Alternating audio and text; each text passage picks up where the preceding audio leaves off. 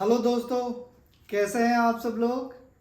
जिन लोगों के पास ECR वाला पासपोर्ट है, जिनके पासपोर्ट पे इमिग्रेशन चेक रिक्वायर्ड होता है, अगर वो इंडिया से बाहर ऐसे 16 कंट्रीज हैं जहाँ पे वर्क के लिए जा रहे हैं, वर्क वीज़ा में जा रहे हैं, तो उनको वीज़ा स्टम्प होने के बाद जब उनका वीज़ा स्टिकर उनके पासपोर्ट में लग जाता है, इसके बाद उनको इमिग्रेशन क्लियरेंस करवाना पड़ता है।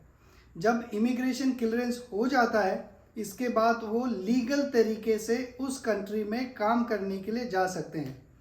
आज की वीडियो में जो इन्फॉर्मेशन मैं आपके साथ शेयर करने वाला हूँ बहुत इम्पोर्टेंट है, क्रिटिकल भी है, तो ध्यान से सुनिएगा। खास करके वो लोग जिनका पासपोर्ट ECR वाला है।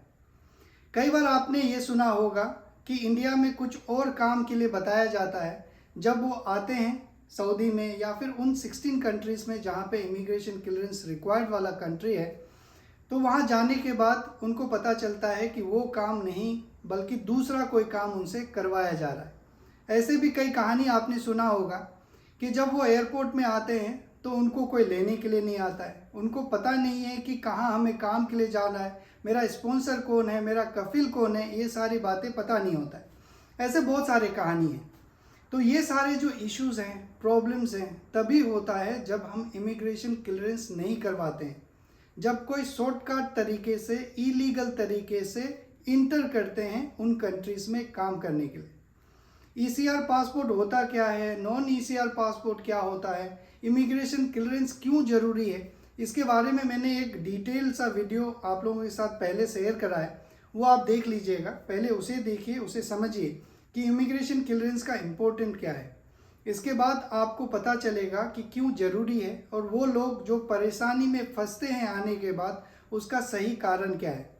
आज के इस वीडियो में जो मैं आपको बताने वाला हूँ वो एक इलीगल प्रैक्टिस है जो कुछ एजेंसी के द्वारा किया जाता है ताकि लोगों को बिना इमिग्रेशन क्लियरेंस कराए बगैर सऊदी में या फिर उन सारे कंट्रीज़ में जॉब के लिए भेजा जाए। जब भी हम कोई नॉर्मल प्रोसेस के अलावा कोई एबनॉर्मल प्रोसेस के थ्रू अपना काम करवाते हैं, तभी ये प्रॉब्लम होता है। जो नॉर्मल प्रोसीडिंग है वर्क वीज़ा का, सऊदी के बारे में बता रहा हूँ, वो ये है कि पहले आपका इंटरव्यू होगा, फिर आपको ऑफ़र लेटर मिलेगा, फिर आप ऑफ़र लेटर एक्सेप्ट करेंगे, इसके बाद आपका मेडिकल होगा, इसके बाद आपका वीज़ा इशू होगा, स्टम्प होगा, वीज़ा स्टम्प होने के बाद आपका इमिग्रेशन क्लियरेंस होगा, फिर आप टिकट लेंगे और यहाँ पे काम के लिए आएंगे। लेकिन जो एबनॉर्मल प्रैक्टिस है उसमें होता क्या है, कई बार कुछ एजेंसी वाले इमिग्रेशन क्लियरेंस के थ्रू आपको नहीं भेजते हैं, वो आपका इमिग्रेशन क्लियरेंस नहीं करवाते हैं। उसके बहुत सारे कारण हो सकते हैं।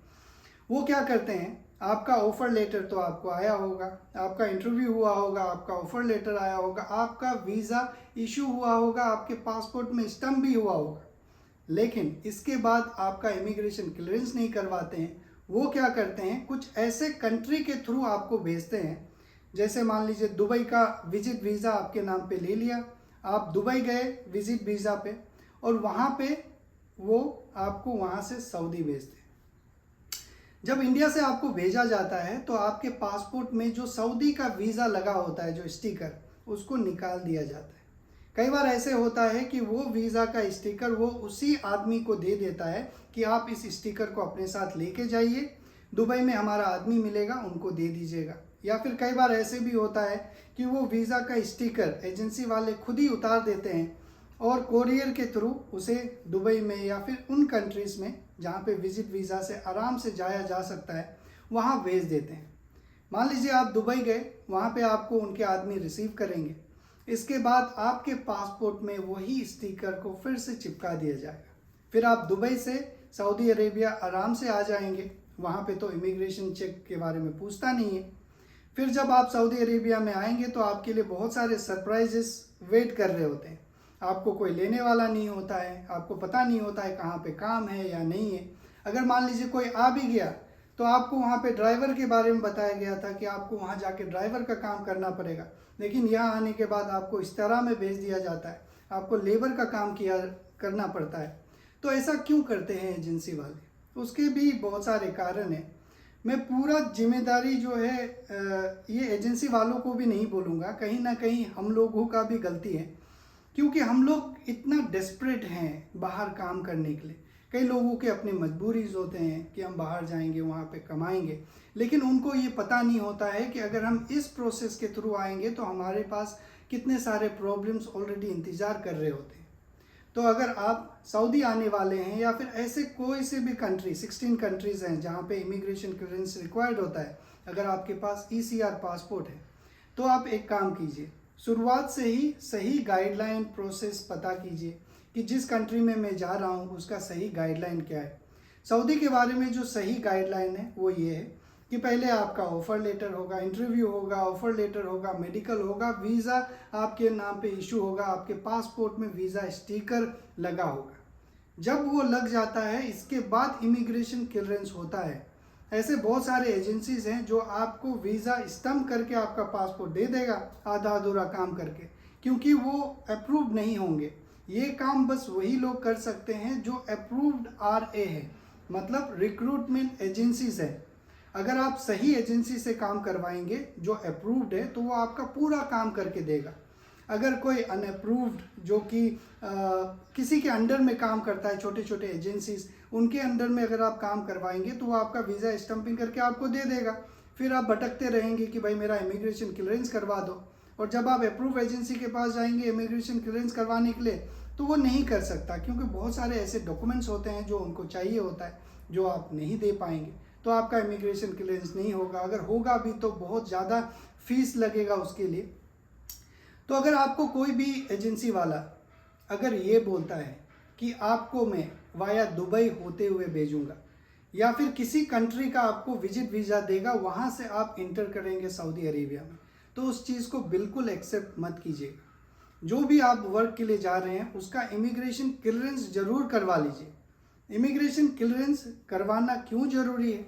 इसीलिए ज़रूरी है क्योंकि जब हम इमिग्रेशन क्लियरेंस के लिए जाते हैं तो वहाँ पे एम्बेसी वाले बहुत सारे डॉक्यूमेंट्स पूछते हैं। आपका वर्क कॉन्ट्रैक्ट पूछता है, जहाँ पे आप जा रहे हैं उनका डिटेल पूछता है, ऑफर लेटर पूछता है, और उसको वो रीवैलिडेट करते हैं।